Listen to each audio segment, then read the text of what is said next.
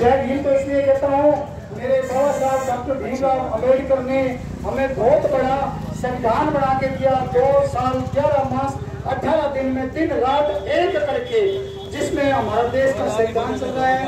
America के जो राष्ट्रपति है वो भी हमारे देश के संविधान की प्रशंसा करते हैं। और जय भारत मैं इसलिए कहता हूँ क्योंकि मैंने इस भारत की धरती पे जन्म लिया है।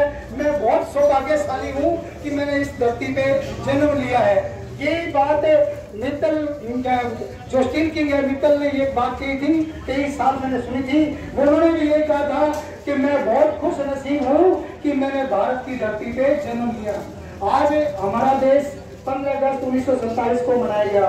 तो मेरे सभी दुकानदार भाइयों से, फुटपाथ के रेडी लगाने भाइयों से, मेडिकल वाला भाइयों से, सभी दुकानदारों से ये अपील की जाती है, आप 15 अगस्त पे थोड़ा 2 मिनट आ जाया करो, ठीक है। अपने जो अपने देश की आजादी अपने पूर्वजों ने बलिदान दे के बड़ी मुश्किल से ली थी।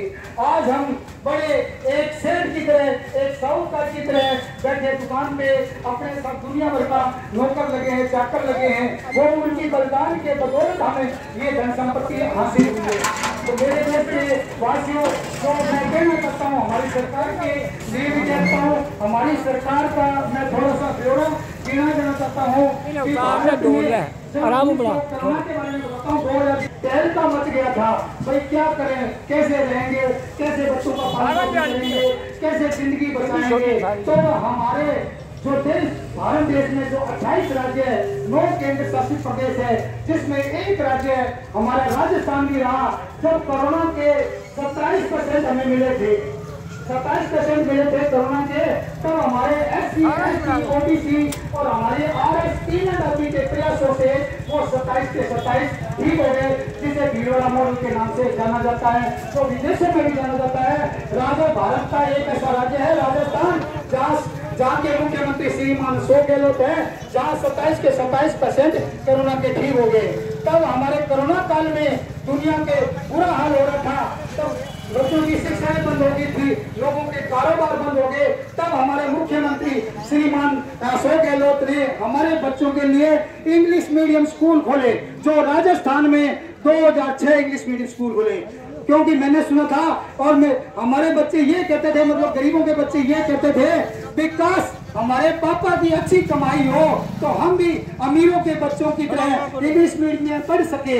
तो हमारे गरीबों के बच्चों के श्रीमान अशोक गहलोत ने इंग्लिश मीडियम स्कूल खोल के हमारे गरीबों के बच्चों के सपने साकार किए। मैं मुख्यमंत्री श्रीमान अशोक गहलोत का आभार व्यक्त करना चाहता हूं, जो हमें एजुकेशन में इंग्लिश मीडियम में पढ़ने का अधिकार दिलाया गरीबों के बच्चों को।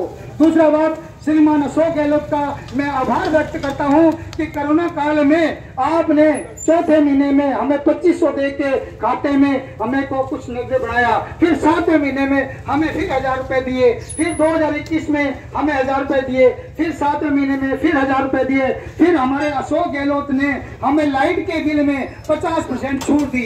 फिर हमारे श्रीमान अशोक गहलोत ने 100 यूनिट बिजली की छूट दी। श्रीमान अशोक गहलोत ने कहा, आपको जो मैं लाइट की छूट दे रहा हूं, आप बच्चों को कोचिंग देना, आप बच्चों को ट्यूशन लगाना, क्योंकि आपके बच्चे अगर पढ़ेंगे लिखेंगे तो अफसर बनेंगे, तो देने वाले बनेंगे, नहीं तो मांगने वाले बनेंगे। तो मैं मुख्यमंत्री जी का आभार व्यक्त करता हूं और मुख्यमंत्री का आभार व्यक्त करना चाहता हूं कि लंफी से, घूमड़ों से जो गाय मर गई थी हमारी गरीबों की, उनके खाते में 40-40 हजार रुपए दे के बहुत बड़ा इन्होंने उपकार किया। क्यों गरीबों के पास में यही होते हैं 30-40 हजार, जब वो गाय ले आता है, दूध बेचता है, अपना टाइम पास करता है, तो गरीबों के खाते में 40 हजार दे के उन्होंने कहा, गरीबों तुम गाय लेके आओ, दूध पियो, बच्चों को पिलाओ और अपना रोजगार चलाओ, ठीक है। अब श्रीमान अशोक गहलोत ने जो टैंकी हमारी 1140 की मिलती है, उनको 500 में कर दिया, 500 में कर दिया। 500 में हर कोई बंदा गरीब अमीर बनवा सकता है।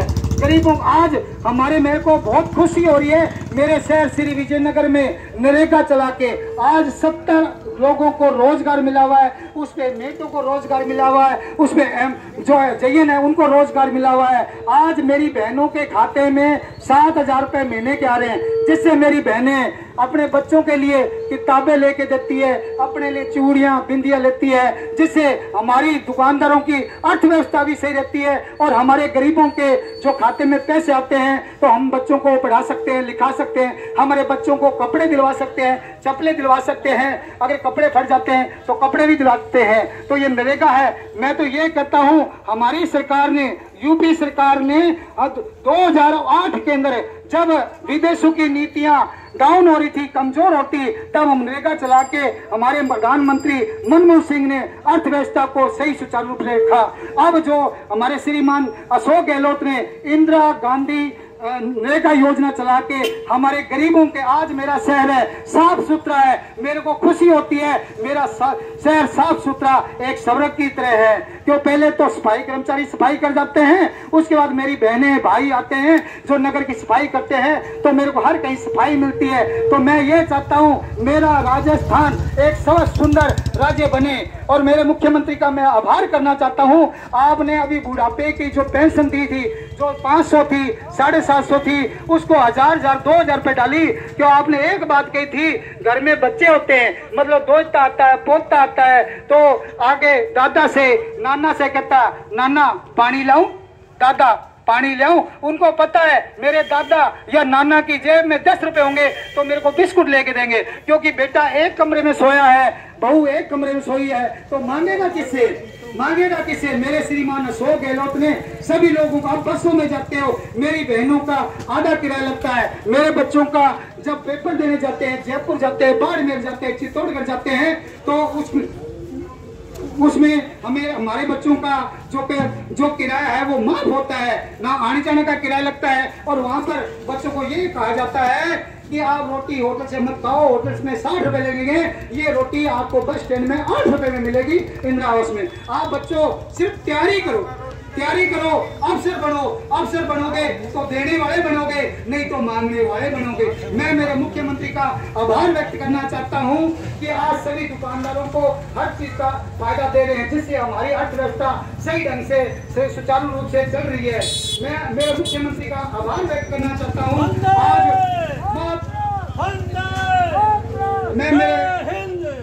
मैं मेरे मुख्यमंत्री का आभार व्यक्त करना चाहता हूं।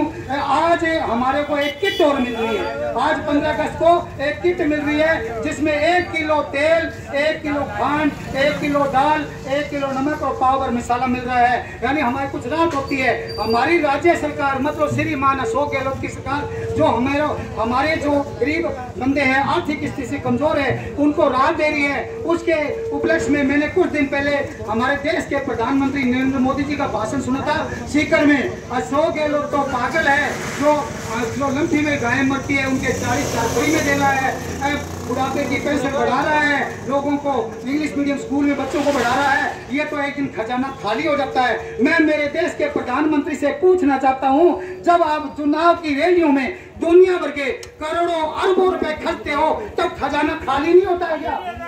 तब खजाना खाली नहीं होता है। अगर अशोक गहलोत तो हमें थोड़ी बहुत राहत दे रहा है, जो हमें जीने का हक दे रहा है। मैं मेरे देश के प्रधानमंत्री को आज 15 अगस्त के उपलक्ष्य में ध्यान आकर्षित करना चाहता हूं। मेरा एक छोटा सा राज्य मणिपुर 3 महीने से जल रहा है। वहां मेरी बहन बेटियों के साथ में दुराचार हो रहा है, उनके साथ उनको नग्न अवस्था में घुमाया जा रहा है, भाई भाई को लड़ाया जा रहा है, बाप बेटे से लड़ाया जाता है। मेरे देश के प्रधानमंत्री जी, मैं आपसे आग्रह करना चाहता हूँ, आपके एक शब्द में इतनी शक्ति है, आप हमें थाली थाली बजवा सकते हो। एक शब्द में आपकी शक्ति है, आप फूल बरसा सकते हो।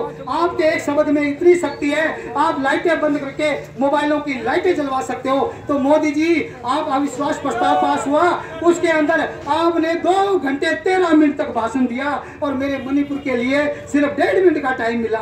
तो आप ऐसा शब्द बोलते, वहाँ शांति बहाल हो जाए और लोगों से मिल के रहे। मेरे को एक फिल्म का गाना याद आता है, जिसमें अमिताभ बच्चन गाना गाता है कि नफरत की लाठी तोड़ो लालच का खंजर मत फेंको। मैं कहता हूँ ऐसा जहर मत फेंको जिससे भाई भाई आप मर जाए। भाई देश में इतना जहर मत घोलो कि देश के राजाओं ने राज पहले ही बहुत किया था, परंतु आप हमें मत मारो। हम आपसे हाथ जोड़ के विनती करते हैं हमारे देश के प्रधानमंत्री जी, आज 15 अगस्त के उपलक्ष्य में भी आप हमें मणिपुर में शांति बहाल करो, जिसमें एक प्रेम का संदेश जाए, पूरे देश में संदेश जाए। मेरी तरफ से जय भीम, जय भारत, 15 अगस्त की बधाई।